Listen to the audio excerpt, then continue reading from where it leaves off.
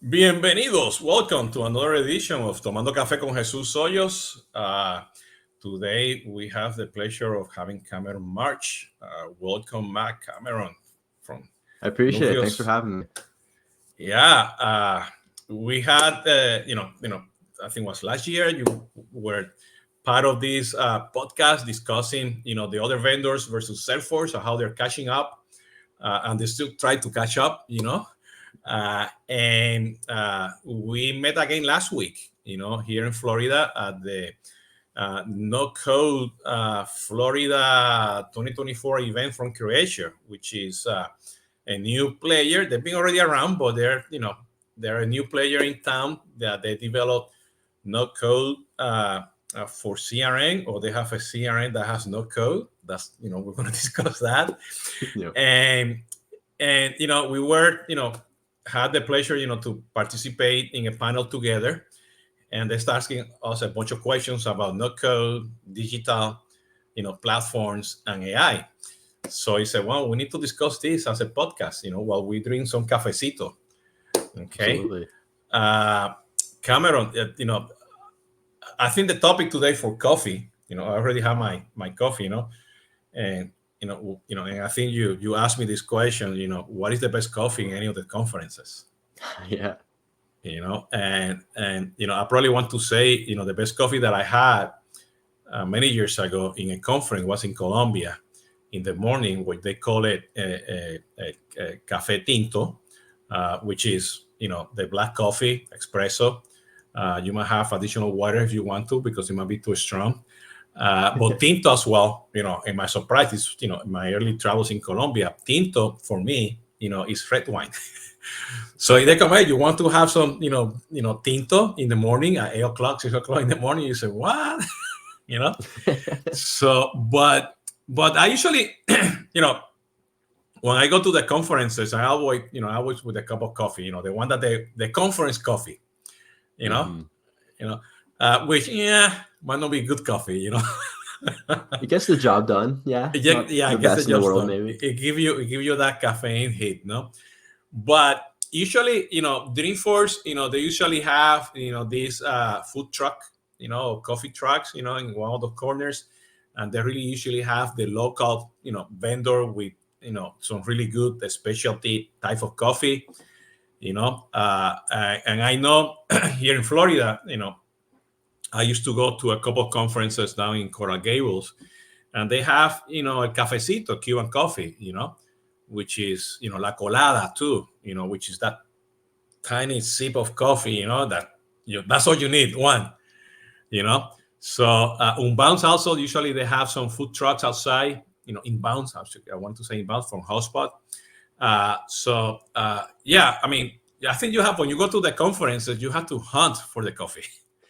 And Yeah, I've been for through sure. that. I've been through that a couple of times. Actually, in Mexico City, I think I was in one of the Zoho events in Mexico City, and I went out around the corner to a place called Cielito Lindo, and I have mi café de olla, which is, a very sweet coffee, extremely sweet, really good, with cinnamon.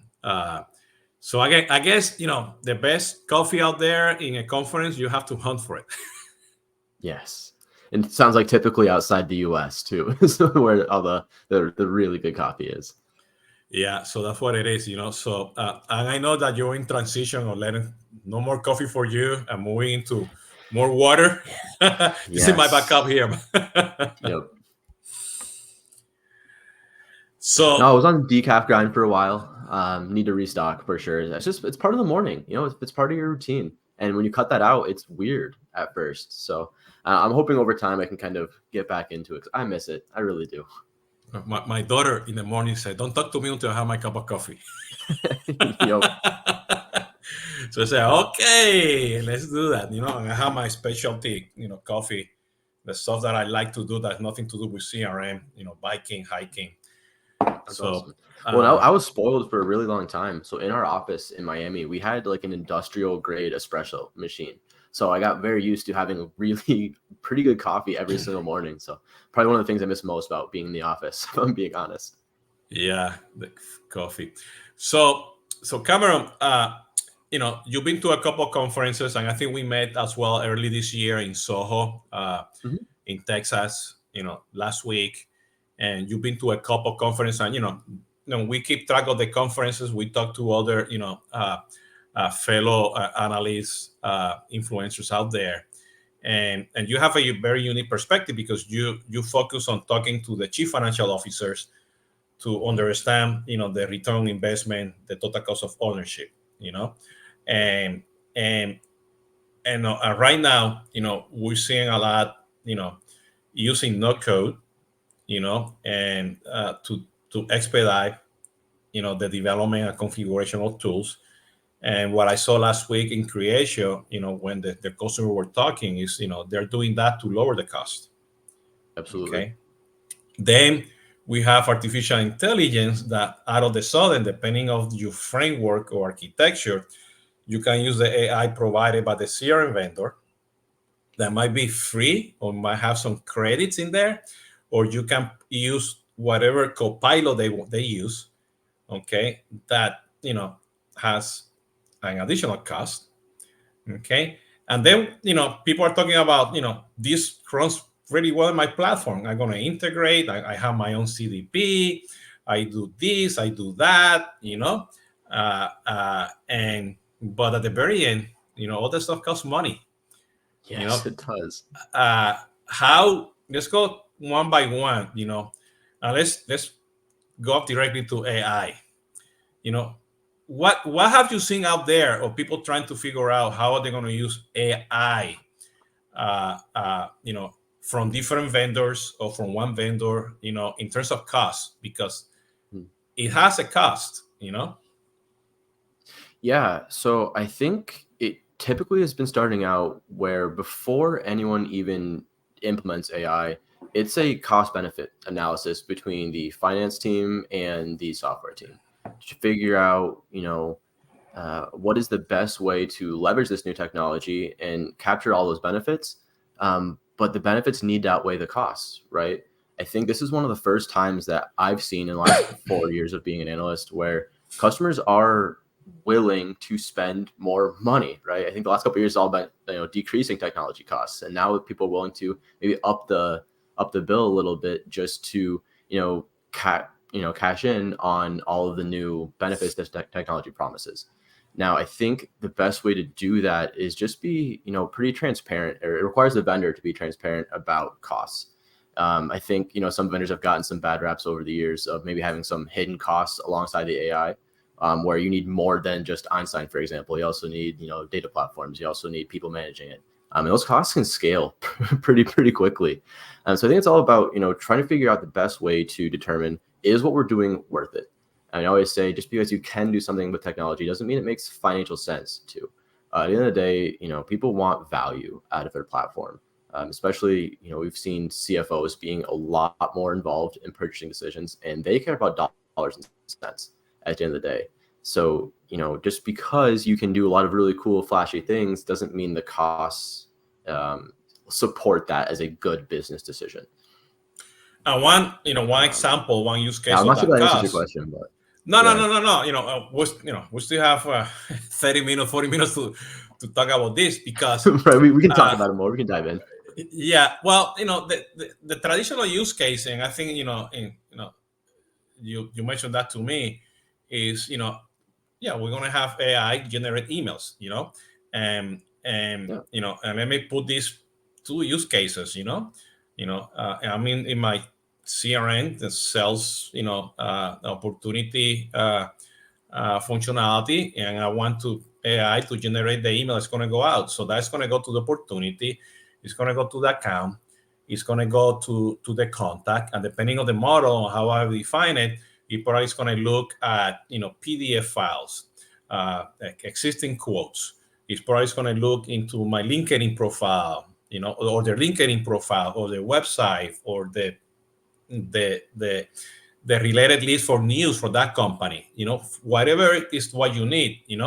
So if you have a lot of pre-sales reps, and then you have account managers, and you have a sales team, multiply that by 50, Right. Is that going to make sense to do it? And then you have the marketing department generate campaigns, and probably they're using HubSpot, and in sales, they're using Salesforce Sales Cloud. There's another cost, another infrastructure, So, and what I'm suggesting, my customer, let's do the analysis, let's do a proof of concept, let's do a pilot, let's see how that works to understand all that, everything, and eventually the cost.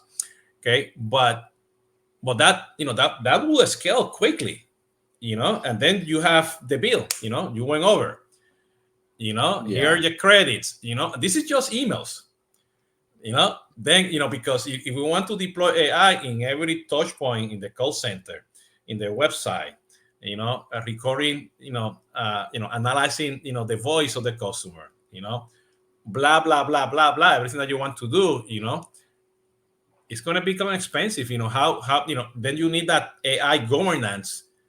And on top of that, the data governance, so how you factor all that in terms of calculating the TSO because that doesn't happen. That's going to take time because data is going to take time to train. Yeah. So how you see that? I think the folks who I've seen be successful so far did exactly what you described, right? You kind of test it in certain areas of your business across sales, service, and marketing.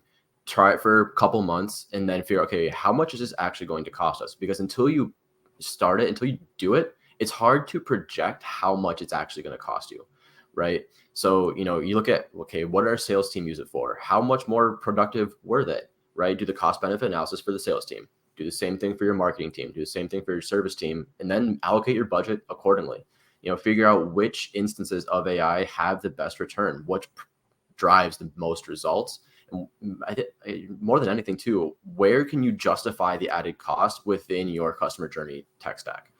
And that's going to be the justifying the cost is, I think, king right now. But again, there's no way to do that until you just try it. And it sounds so silly, but and the customers I've spoken to that are hesitant about AI, the reality is you just have to try it. You have to start somewhere, right? And I think starting small makes a lot of sense, and then scale it accordingly. It's a new technology that a lot of folks have not had a ton of experience with, so it makes most logical sense to start small and scale over time. But you can only do that if you just start. You got to start somewhere. Yeah. And you mentioned people, the people who are going to manage this. I have a customer. He said, I would like to implement AI for marketing to speed up, the development, of content, and be able to get that approved and everything. He said, perfect. Once you have it ready, are you going to be able to change your mindset to deploy that campaign quickly?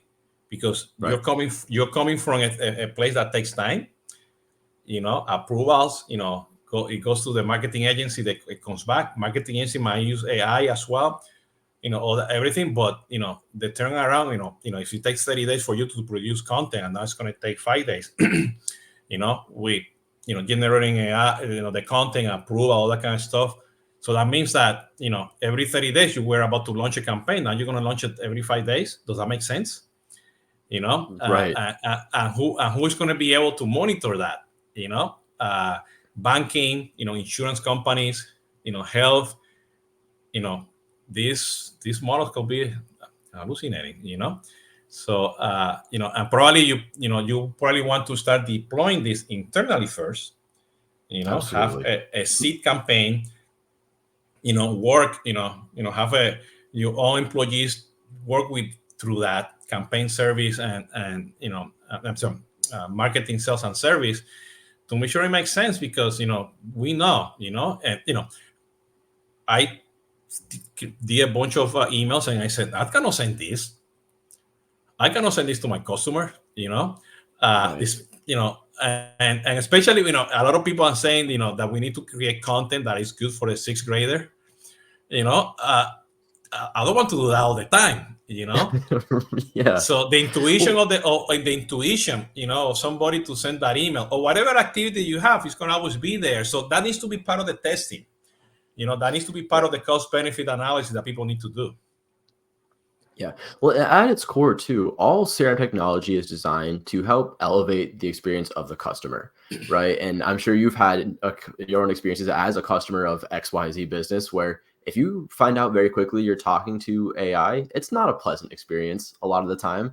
You probably waited on a call hold, like the call line where, your call is very important to us. You will be serviced in the order that you were received. That's not a good experience for anybody, right? So I think, figuring out the best way internally to not just make the employees' lives easier through AI, but you have to still make sure that the quality of the customer experience is the same, if not better. Because I don't think a lot of organizations are willing to sacrifice quality of their customer interactions just for, productivity sake. It's just not worth it. Losing a customer because they're upset is way more expensive than the technology ever would have been. So I think that's really what you have to focus on is, how do we simultaneously leverage this new technology without damaging the reputation, I guess, of interacting with the brand? Because that's, especially in today's marketplace, that matters a lot. Yeah. So let me give you this comment, and you can tell me which will be the best approach out there that you see from the vendors. But Zendesk, for example, they have their own basic AI embedded. They have something called advanced. Okay, but now they purchase, they acquire 2 3 different companies that already have AI. Okay, Mm-hmm. and that technology is eventually going to become their own co-pilot, whatever they call it. You have Zoho that have SIA, okay, embedded, and according to them, they are, is free, but you can also integrate to ChatGPT via token. So Yeah. that now you have to pay ChatGPT governance because anybody can put a token, and we're like, ooh, don't do that. But Salesforce, you have your regular Einstein, opportunity scoring, generating emails, a few things here and there. They're decent, different models, but now they have the Copilot where you have to buy AI and the CDP, and then Oracle, SAP, HubSpot, everybody's have their own model. Creatio, ServiceNow, and so on and so on. What do you think is the best approach out there from any of the vendors so far as of today in terms of pricing? In order to let's assume that you do your pilot and you say, yeah, it looks good. I'm gonna start deploying, and I know I'm gonna save some money. Yeah, for sure. I think the best approach I've seen so far is Zendesk, actually. So at their conference, they were talking about what they're calling outcome-based pricing. So Zendesk is already going to be a little bit different because Zendesk has their model purpose-built for CX already. They've analyzed, billions, if not trillions of customer interactions, and that's how they built their large language model, right? So their outcome-based pricing strategy is, you don't pay Zendesk unless Zendesk does what Zendesk says they're going to do. So their approach is they're calling them AI agents. So unless the AI agent can actually automatically resolve a ticket with zero customer interact or zero agent interaction at all, you don't pay for it, right? And I think that's a very unique approach because Zendesk has skin in the game. I think a lot of other vendors will say, here's our technology, pay for it. And the result is kind of on you as the customer, right? Zendesk has a very different approach to that. I think especially when you're first starting out with AI, it's going to be really hard to determine what does an automated resolution actually mean. What if this customer emails us back 25 hours later with a follow-up question? Is that ticket still solved? But Zendesk is working on that. They're doing their, I guess, due diligence to, kind of put the scope of what their technology can do for the customers. And I think you have to, as a vendor, understand when is a good time to put guardrails in place for your customers and when shouldn't you. I think creativity is a thing that AI is enabling right now. It's giving, software business leaders the opportunity to kind of figure things out their own way. Vendors are never going to know what is best for each one of their customers, right? So give them the freedom to do it themselves. But I think Zendesk's approach to, the cost side of it specifically is unique. And as someone who does TCO and ROI work pretty religiously, it'd be cool to see more vendors do that. Because again, you're only paying for it if it actually works. So from a TCO perspective, that's a big deal. Yeah, I heard in Creatio the composable pricing as well, and and I think we definitely need to be somehow very specific of that transparency of pricing. Yeah. You don't want any Because surprises. you don't want any surprises, because definitely it's gonna explode on you. So I think to summarize this AI section, you got to do a pilot, a proof of concept, understand the very well the use cases, involve the CFO. Besides everything else that you're talking about, that we need to know about AI, the model, the data quality, everything that we need to do, privacy, compliance, all that stuff needs to be in place. There's plenty, of checklists and documentation, AWS, Google, blah, blah, blah. Everybody has that already. So, but definitely from the CRM perspective, definitely, I agree with you, bring the CFO, because this is going to become expensive, and especially, comparing this to Latin America, it's not that they're going to add a new budget. It's that they're going to cut the budget somewhere. Right. Yes. In the beginning, because as AI start becoming more mature in companies, we're going to have a traditional budget. I need my budget for my website. I need my budget for infrastructure. I need my budget for AI. That's going to be, in a couple of years, and I think one of the sessions, especially for Latin America, they're expecting by 2027, companies to be full blown into AI with real dollars, real dollars, So, 3 years or so, here, in the States, or, in Europe, depending on the country, people might be more well advanced. AI has been here for the long time. But the problem with CRM is that the data is so fluid, that it's going to be costly to maintain it, And we heard the rumors, Google, trying to get, acquire HubSpot, Salesforce Informatica for all the data quality stuff, and Snowflake, I think, is investing in Metapanel, I believe. The company Metaplane, they do data quality as well. So for AI, so it's coming. We got to be ready, but be very aware of that pricing. Now, last week I was extremely surprised with Creatio, because they have a lot of companies in Latin America, from my perspective, and they have a track for Latam, where we have major customers, group of companies implementing CRM using no code. So presently, many of them are replacing Salesforce and other CRMs, and they like the speed of how to deploy no code. And these companies, they were about to start with AI, okay, but they were doing already no code the last 2 or 3 years.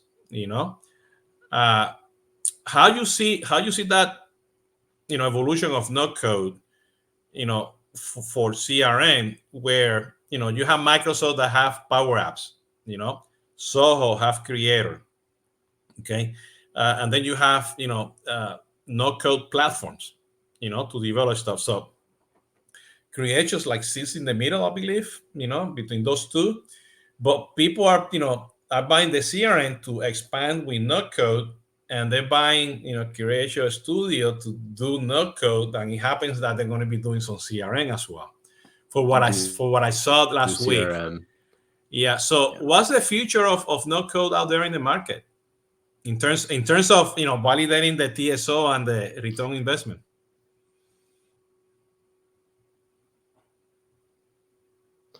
Yeah. So I think when a lot of folks, when we talk about software costs or TCO, there are a lot of moving pieces that go to TCO that a lot of people don't think about right off the bat.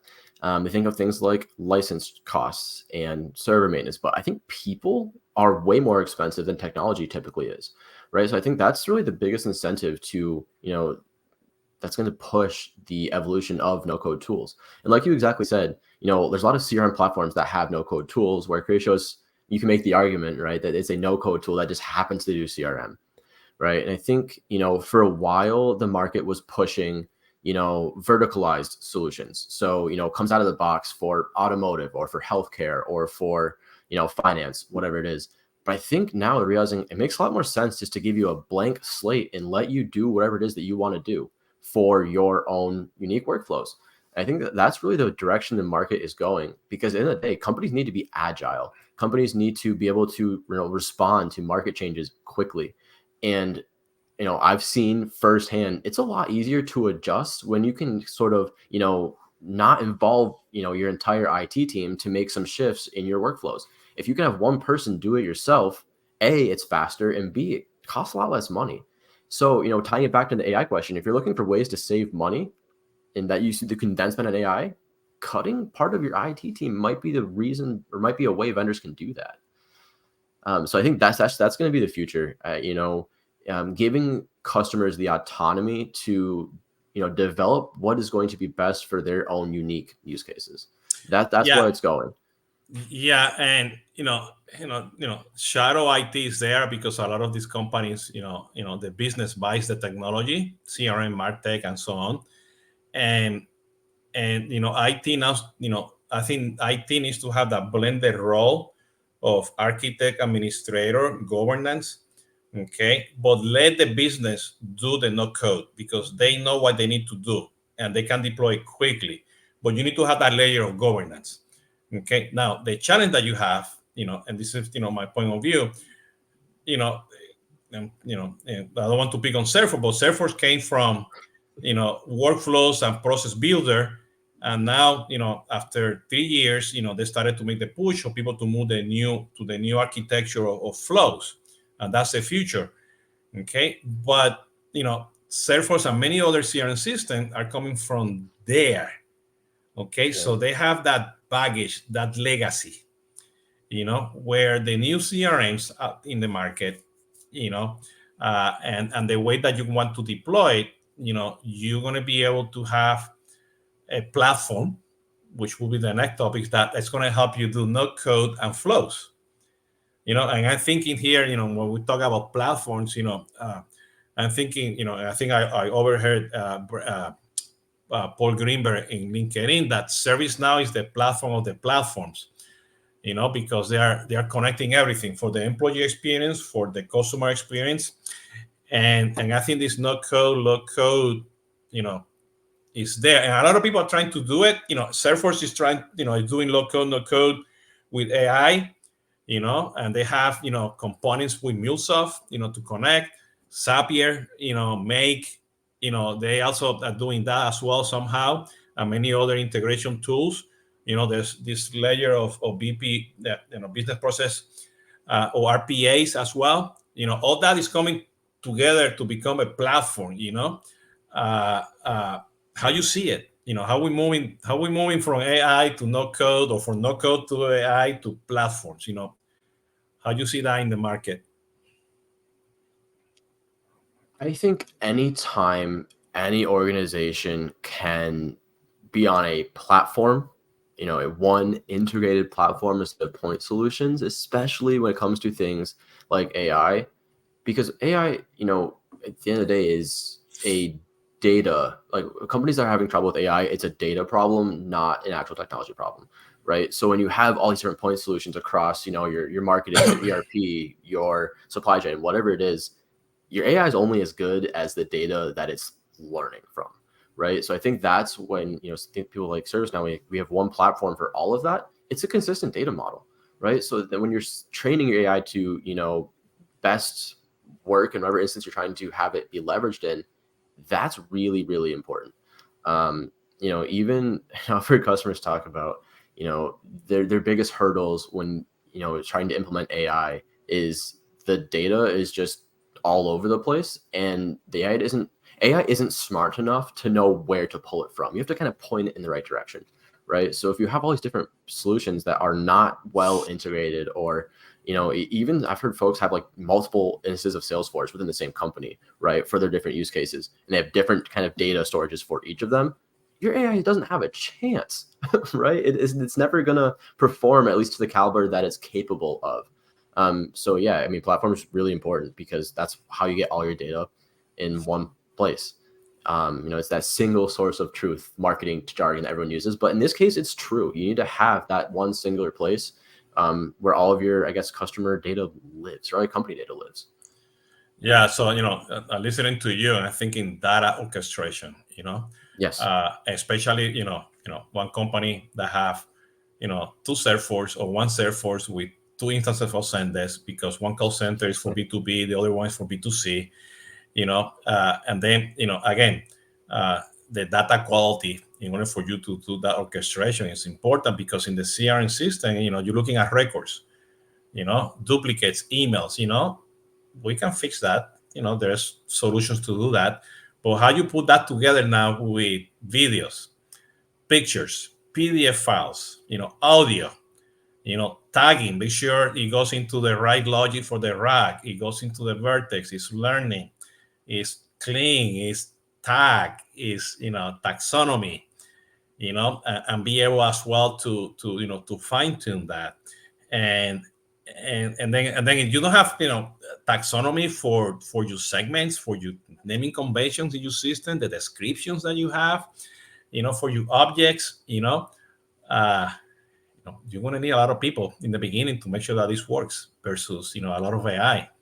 And I think having a platform or two or three platforms depending on your business, you need to be sure that that data is consistent at the very end. And I think if you don't have the data clean and the data is not accessible, and make sure that it's the correct data, going to your point, and then be sure that the data is ready to be actionable. You can do the next best action, marketing, service, or sales. You got no chance. Right. AI doesn't know. Right. And one of the things I think is important to call out there too is user adoption. So when we talk about things like next best action recommendations, if your sales team, as an example, isn't diligent about logging all of their actions within the CRM, the AI is not going to know what the next best action is, right? And that's another big hurdle, is how do you get all of your users on board with AI? Because, AI is only going to be as good as its weakest link, right? So, Yeah. one of the use cases I've heard a lot of people talk about is, how do I get my new salesperson to be as good as my seasoned veteran, right? Well, that seasoned veteran might not be, doing all the things they're supposed to be doing within a CRM, for example. Maybe they're not logging all of their calls. Maybe they're not logging all of their outreach. Well, then when your AI says, okay, if you'd be more like superstar Joe over here, and Joe's not, accurately documenting what's making him so great at his job, AI is not going to work for its intended use case, right? Well, so, adoption's a really big part of this too. and for that adoption to happen, I think you need three things that to work. Okay, you need to be sure that your CRM is integrated. Somehow, with or without the data cloud, it needs to be integrated. Okay, then you need to be sure that you have the proper framework to offer, access to those channels. Call it multi-channel, call it omni-channel, call it a conversational AI. But you need to be sure that, again, that activity, it doesn't matter if it's happening in WhatsApp, phone, email, offline, online, whatever, that you can capture that somehow, manually or via interaction, And third, you need your data governance, in order for that to work. Let me give you two simple examples. You might have, in your call center, Zendesk and Salesforce, but if Zendesk and Salesforce are not identifying that Jesus Hoyos is the same person, good luck, So you don't have that integration layer. Now, let's go down to the conversation. If you're trying to have a conversation in Zendesk, and you have the chat conversation, you bring that up, but you don't train, there's no adoption for the user, to enter the result of the information. For whatever mechanism you have, no code, low code, whatever, you don't have the data. So you don't know how you solve that issue, because you need that intuition. You need to put it in, and then then you need to be sure that you have the right data layer, so you can pass that to AI to analyze it. That's one example a real example that I have. And another one is WhatsApp, which is famous in Latin America. Mm-hmm. But the moment that we tell the agent, I'm talking the sales rep, to bring the WhatsApp conversation within the CRM system, they say, no, WhatsApp is my CRM system. It's my sticky note. It's my yellow pad, Mm-hmm. No, I don't want to do that, and because of adoption. Yeah. So, and it costs money. WhatsApp will cost you money as well to bring that activity. Uh, the phone calls, the voice recording. So you want to have all that so AI can put it in the model. It's going to cost you money. So it's not like, it's not magic. So that adoption comes with the cost of training and effectively using, the CRM system to be able for AI to work at the very end. Mm-hmm. So, yeah. So Cameron, to wrap this up here, what do how you see the conversion here or these three? How companies, need to understand this and sit down with the vendor so they can come up with the strategy to implement this in order to get a good return of investment. In general, when companies are able to achieve high ROI, there are a lot of moving pieces that can go into that. But one of them that's pretty consistent is the partnership that exists between that customer and that vendor, right? And I think AI is really no different. Kind of using some of the examples we've talked about is pricing transparency. You have to be able to work with your vendor as a customer to figure out, what is this actually going to cost me? You need to have that trust. You need to have that relationship between, again, that vendor and that customer. And that comes into things like your CSM, for example. You're working with the people at, we'll use Creatio as an example, working with, as a vendor or as a customer, working with Creatio to figure out, okay, what's available to me? How can I best leverage this? Because I think, vendors have a vested interest, right, in getting more of their customers to adopt AI, right? Because vendors make more money, right? But the only way they can do that is if the customers are successful in implementing it. So as a result, you've got, whether it's your CSM or, really any of the folks with Creatio, again, as an example, to kind of work with the customer, and I don't want to say hand-holding, but, help them along this process. I think CRM has been a relatively stable market for a while now, and this is shaking things up a little bit. And I think too, it's building trust. I think someone at the Creatio conference used the example where, we can change 4 or 5 of these different applications. It's going to take us 2 days. And the customer's like, I don't believe you, because they're used to it taking months, right? So it's about building that trust that, hey, this technology can do all of these things, but the customer has to be able to put their trust into, giving their data to these AI platforms. That's a whole other thing we can get into. But that's kind of just the future. It's just kind of, building trust and relationships between the customer and the vendor. And it is funny, and I say this all the time, but all CRM companies want to help their customers have good relationships with their customers, right? But not all CRM vendors are great about building relationships with their own customer, right? And that's just the unfortunate reality. But I think that is a key component that's going to have to be elevated moving forward for organizations to be successful with this new technology. Yeah, definitely. I had a conversation with one of the customers from Creatio Latin America, 7,000 users. And it took 5 months to deploy everything, and they were coming from 3 or 4 different CRM because they have a group of companies. Wow. And they went to the learning curve of moving from a CRM that had a lot of code and a lot of no code and low code. But once they did the MVP and they started to deploy, in small chunks, small sailing for them, and this is the IT person with the business user. So I was like, so, and I know, when we asked, and during the Creatio Analyst Q&A, I think it was BNI, I believe the name of the company, deploying worldwide, one instance, and we had the business users, and she was like relaxed. Yeah, we're doing this, we're doing that. So I think this new market is evolving. I think we're gonna have a new wave of you know uh, all these terms, AI, no code platform. I don't know what else is coming in the future, but I see us, or I see companies, talking to the phone or to the computer, and that's how you're going to manage your CRM system. I see that a lot, Mhm. especially with what I don't see that tomorrow, but in the future, maybe 2027, 2028, 29, or maybe sooner, depending. But I see people talking to you AI agent, looking for outcomes, and get those solved, and the AI is going to update everything. That's me talking, but that's probably I'm daydreaming, but probably that's the future. So this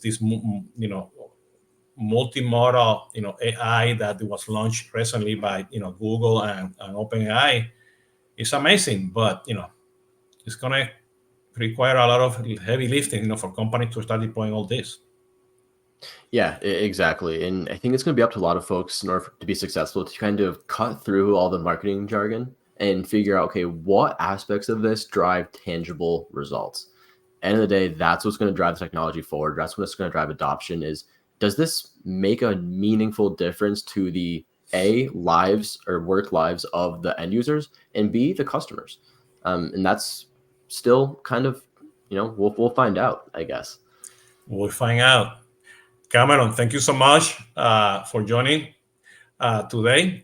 Please don't go while I do the outro. Again, thank you to Cameron to joining me today to discuss, coffee and the different conferences that we've been to.